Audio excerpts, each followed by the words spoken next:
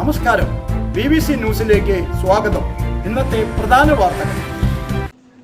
Air India express ക്യാബിൽ cruise സമരം മൂലം വിമാന സർവീസുകൾ തുടർച്ചയായി റദ്ദ് ചെയ്യപ്പെട്ട സാഹചര്യത്തിൽ പല പ്രാവശ്യം ഫ്ലൈറ്റ് ടിക്കറ്റ് എടുത്ത് ഭാര്യയെയും കുട്ടികളെയും കുടുംബാംഗങ്ങളെയും കാണാനാവാതെ മസ്കറ്റിൽ നിര്യാതനായ നമ്പി രാജേഷിന്റെ കുടുംബത്തിന് മലബാർ ഡെവലപ്മെന്റ് കൗൺസിലിന്റെ അടിയന്തര സാമ്പത്തിക സഹായം സഹകരണ തുറമുഖ വകുപ്പ് മന്ത്രി VN വാസവൻ കൈമാറി.